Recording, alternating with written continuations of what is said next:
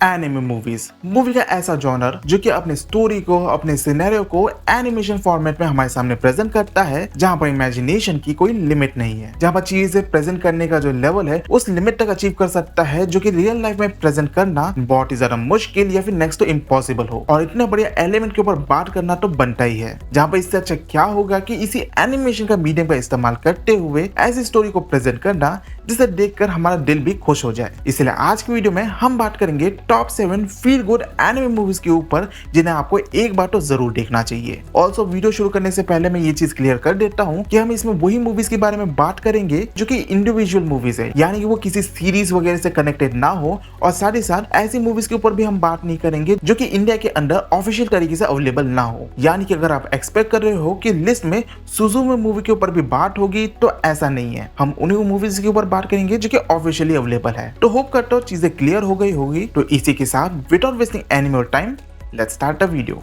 Number 7, my neighbour Totoro. अब ये एक बहुत ही क्लासिक एनिमे मूवी है जहाँ पर बहुत लोग बोल सकते हैं कि इसे लिस्ट के इतने बॉटम में क्यों रखा गया, लेकिन वो सारी चीजें एक्सप्लेन करने से पहले मैं इसकी स्टोरी के बारे में थोड़ा बताता हूँ। बेसिकली इसकी स्टोरी जापान के पुराने समय में सेट है, जहाँ पर हमें एक फादर और उसकी 2 बेटियां दिखाई जाती है जो कि एक नए घर में शिफ्ट होते हैं जो कि गाँव में बसा हुआ था। जहाँ पर मूवी तब इंटरेस्टिंग बनती है जहाँ हमें एज अ व्यूअर पता चलता है कि उस जगह पर कुछ स्पिरिट्स रहते हैं जो कि इवल और बुरे नहीं है, बल्कि बहुत ही ज्यादा स्वीट और बहुत ही प्यारे हैं। स्पेशली ये वाला तो मेरा फेवरेट है, और इन्हें देखकर ऐसा लगता है कि यार ऐसा एक्सपीरियंस तो हमें भी चाहिए। देखो मूवी तो बहुत ही अच्छी है, लेकिन इसकी स्टोरी बहुत ही ज्यादा बेसिक है और आपको कई जगह पर ये मूवी काफी ज्यादा स्लो भी लग सकती है। ऊपर से इसका एनिमेशन भी काफी पुराना है, इसलिए हमने इस मूवी को 7th पोजीशन पे रखा है। Number 6, owls moving castle. अब इस मूवी में हमें सोफी नाम की फीमेल कैरेक्टर दिखाई जाती है जो कि बहुत ही ज्यादा मैच्योर और काफी समझदार लड़की रहती है, जहाँ पर वो अपने फादर के हैट शॉप में भी उनकी मदद करती है। अब होता क्या है कि एक रात सोफी जो है हैट शॉप में अकेले रहती है और उसी दौरान वहाँ पर एक महिला आती है जो कि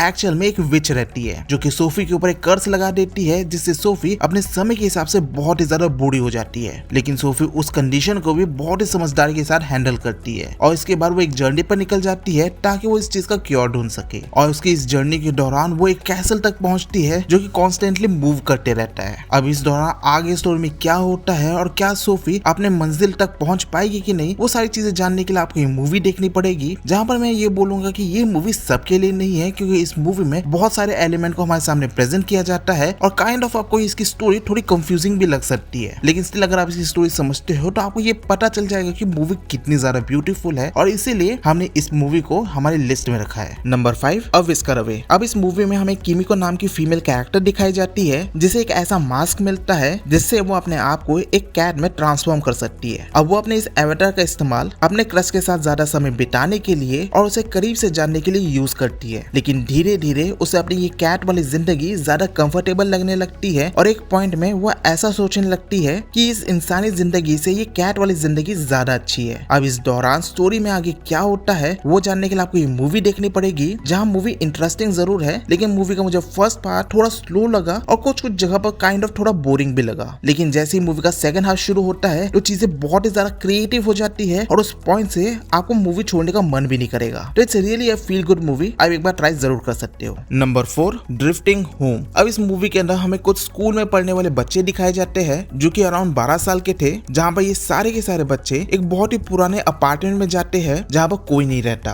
और मूवी में ट्विस्ट तब आता है जब वो अपार्टमेंट अचानक से समुद्र के बीचों बीच पहुंच जाता है, जहाँ पर दूर दूर तक जमीन का नामो निशान नहीं था। अब ऐसे कंडीशन में वो बच्चे जो कि उस बिल्डिंग में फंसे हुए हैं, क्या वो वहां से निकल पाएंगे कि नहीं, और इसके चलते आगे स्टोरी में क्या होगा, वही सारी चीजें जानने के लिए आपको ये मूवी देखनी पड़ेगी। जहाँ इस मूवी का स्टोरी और कॉन्सेप्ट काइंड ऑफ इंटरेस्टिंग है, लेकिन इसके साथ साथ ये मूवी कई सारे लाइव लेसन्स भी हमें बताती है, और इन सारे फैक्टर्स के चलते ये हमारी लिस्ट के 4th पोजीशन में है। Number 3, bubble. अब ये मूवी मेजरली रोमांस पर फोकस करती है, जहाँ पर ये उन एनिमे मूवीज में से एक है जिसने मुझे बहुत ही ज्यादा सरप्राइज किया, क्योंकि इस मूवी के बारे में बहुत ही कम ही लोगों ने बात की है। अगर मैं प्लॉट की बात करूँ तो मूवी के अंदर हमें ऐसे कुछ बबल्स दिखाए जाते हैं जिसने दुनिया दुनिया के अलग अलग रीजन को अपने कब्जे में कर लिया है। ऐसे हमें एक ग्रुप दिखाया जाता है जो कि इसी बबल वाले रीजन में जाते हैं ताकि वो वहाँ पर कुछ साइंटिफिक रिसर्च कर सके, लेकिन एक्चुअल में ये रीजन मोस्टली यूज होता है पार्कोर टूर्नामेंट और कॉम्पिटिशन्स के लिए, जहाँ पर ये ग्रुप भी उस चीज में शामिल रहता है। अब यहीं पर हमारा मेन कैरेक्टर दिखाया जाता है जिसका नाम हिडेकी रहता है, जो कि पार्कोर के मामले में वहाँ का बेस्ट प्लेयर है। जहाँ पर मूवी में ट्विस्ट तब आता है जब हिडेकी एक मिस्टीरियस लड़की से मिलता है जिसका नेचर तो बहुत ज्यादा वियर्ड था, लेकिन वो क्यूट भी बहुत थी। और जैसे जैसे स्टोरी आगे बढ़ती जाती है चीजें और भी ज्यादा एंगेजिंग और इंटरेस्टिंग बनती जाती है। जहाँ पर ये movie animation wise one of the top movies में से एक है और ऊपर से एक सिंपल सी स्टोरी को काफी ग्रैंड स्केल में जिस तरीके से प्रेजेंट किया है, ये मूवी डेफिनेटली आपका दिल जीत लेगी। और मैं सिंपली यही बोलूंगा कि इस मूवी को तो बिल्कुल मिस आउट मत करना। Number 2, princess Mononoke. अब मूवी की जो स्टोरी है वो एंशिएंट टाइम में सेट है, जहाँ मूवी के अंदर हमें एक कबीला दिखाया जाता है और उसका स्ट्रॉन्गेस्ट वॉरियर दिखाया जाता है जो कि मूवी का मेन कैरेक्टर रहता है। अब एक बार ये वॉरियर जो है वो एक डीमन से फाइट करता है ताकि वो अपने कबीले को प्रोटेक्ट कर सके, और इस दौरान उसे एक कर्स लग जाता है जिसके चलते उसे अपने कबीले को छोड़ना पड़ता है। और इसके बाद वो एक जर्नी पे निकलता है ताकि वो अपने नए मकसद को ढूंढ सके, और उसकी जर्नी तब जाके खत्म होती है जब वो प्रिंसेस मोनोनोके से मिलता है। अब इसके आगे मैं कोई स्पॉइलर नहीं दूंगा, जहाँ पर ये मूवी फैंटेसी और adventure wise one of the best movies में से एक है, और इस मूवी में आपको कई सारे एक्शन सीक्वेंस भी देखने को मिलते हैं, तो it's really worth to watch movie. आपको ये मूवी काफी पसंद आएगी।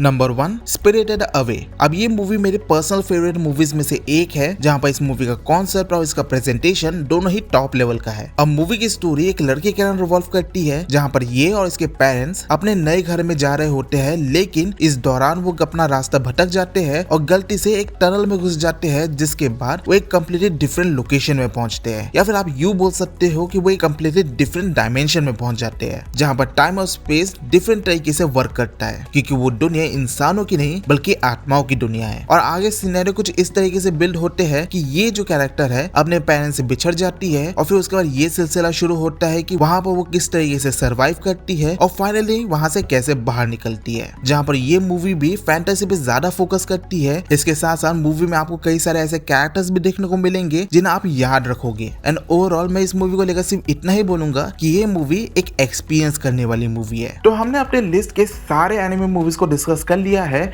और मैं जानता हूँ आपके दिमाग में ये चीज चल रहा होगा कि इस बंदे ने तो बहुत सारी मूवीज को मिस कर दिया है। तो चिंता मत करिए, इसका हम अगला एक पार्ट बनाएंगे जहां पर हम बाकी के मूवीज को डिस्कस करेंगे। इसी के साथ साथ मैं एक पर्टिकुलर रिकमेंडेशन वीडियो उन एनिमे मूवीज के लिए भी बनाऊंगा जो कि भाई ऑफिशियल तरीके से इंडिया में अवेलेबल नहीं है, जैसे कि सुजुमे मूवी हो गया, जहां पर मैं आपके बाकी के फेवरेट मूवीज के ऊपर भी डिस्कस करूंगा। वेल, इसी के साथ हम ये वीडियो यही पे एंड करते हैं। होप करता हूं आपको ये वीडियो पसंद आया हो, और अगर आपको वीडियो नहीं भी पसंद आया तो भी आप अपने ओपिनियन को कमेंट सेक्शन में एक्सप्रेस कर सकते हैं। मैं मिलता हूं आपसे नेक्स्ट वीडियो में और नई रिकमेंडेशन के साथ। तब तक के लिए गुड बाय।